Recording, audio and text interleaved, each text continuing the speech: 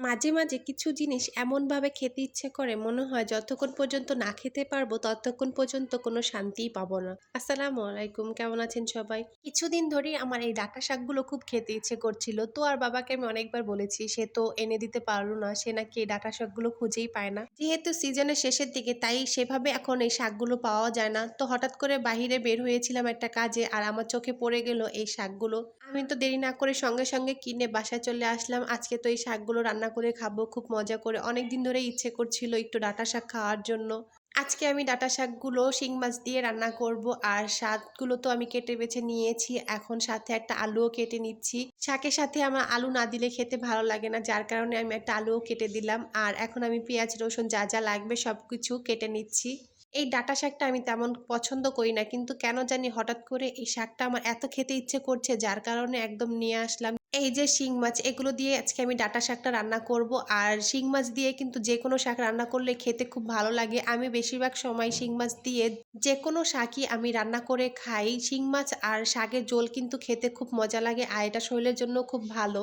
তো এখানে আমি শাক আর আলুগুলো খুব ভালোভাবে ধুয়ে নিচ্ছিলাম। আর প্রথমেই আমি ভাত আর ডাল বসিয়ে দিয়েছিলাম। ভাত তো হয়ে গেছে, ডালটাও হয়ে গেছে। এখন আমি বাগার দিয়ে ডালটা নামিয়ে নিব।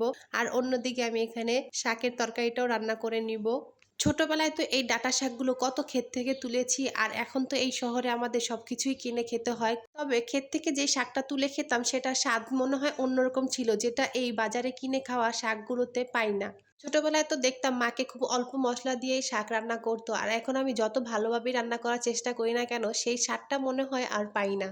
একে তো ছিল তরতাজা শাক আর দ্বিতীয়ত ছিল মায়ের হাতের রান্না, দুটো মিলিয়ে ছিল ওয়াও, দারুণ ছিল। যাই হোক, কথা বলতে বলতে এখানে আমি মশলা কষিয়ে মাছটাও এখানে আমি কষিয়ে নিচ্ছি। শিং মাছ কিন্তু এভাবে কষিয়ে রান্না করলে খেতে খুব ভালো লাগে আর আমি বেশিরভাগ সময় শিং মাছটা কষিয়েই রান্না করি। শিং মাছটা কষানো হয়ে গেলে আমি তুলে নিচ্ছি, তারপরে কেটে রাখা ডাঁটা শাকগুলো দিয়ে দিচ্ছি। দেখতে মনে হচ্ছে কতগুলো শাক, একটু পরেই দেখবেন শাকগুলো একটুখানি হয়ে গেছে। অন্যদিকে আমি কিছুটা কচুরমুখী সিদ্ধ করে নিয়েছিলাম, এখন ওটা ভর্তা বানিয়ে নিব। কচুরমুখী ভর্তা কিন্তু খেতে অনেক মজার লাগে, যারা খেয়েছেন তারা কিন্তু অবশ্যই জানেন। কচুরমুখীর ভর্তাতে সরিষা তেল দিলে খেতে কিন্তু আরো বেশি ভালো লাগে। আজকে আমার হাতের কাছে ছিল না, যার কারণে আর দিতে পারলাম না। আমি আজকে ধনেপাতা দিয়েই আজকে এই ভর্তাটা বানিয়ে নিলাম। অনেকেই মনে করে কচুরমুখী ভর্তা খেলে হয়তো বা মুখে ধরবে, কিন্তু এরকম কিছুই না। তারা হয়তো বা ভয়ে খায় না, তারা একটু লেবুর রস দিয়ে দিতে পারে। ভর্তাটা তো আমার বানানো হয়ে গেছে, এখন আমি শাকগুলোকে একটু নেড়ে চেড়ে দিচ্ছি। দেখেন কতগুলো শাক ছিল, এখন একটুখানি হয়ে গেছে। এরকমই শাক দেখতে অনেকগুলো লাগে কিন্তু রান্না করার পরে একটু হয়ে যায়। শাকের ঝোল দিয়ে দিয়েছি, এখন আমি কষানো মাছগুলো দিয়ে দিলাম আর কিছুক্ষণ রান্না করে নিব। ডাঁটা শাক রান্না করতে খুব বেশি একটা সময় লাগে না, খুব অল্প সময়তে এটা হয়ে যায়। তো এই তো আমার ডাঁটা শাকটা রান্না করা হয়ে গেছে, এখন আমি চুলা থেকে নামিয়ে নিলাম। আর এই দেখেন ডাঁটা শাক দিয়ে শিং মাছের তরকারি। আজকে তো অনেক মজা করে ভাত খাবো, অনেক ইচ্ছা করছিল এই শাকটা খাওয়ার জন্য। তো আমার ভিডিওটা আপনাদের কাছে কেমন লেগেছে, রান্নাটা কেমন লেগেছে সবাই একটু কমেন্ট করে জানাবেন। আজকে এই পর্যন্তই বিদায় নিয়ে নিচ্ছি, ভালো থাকবেন, আল্লাহ হাফেজ।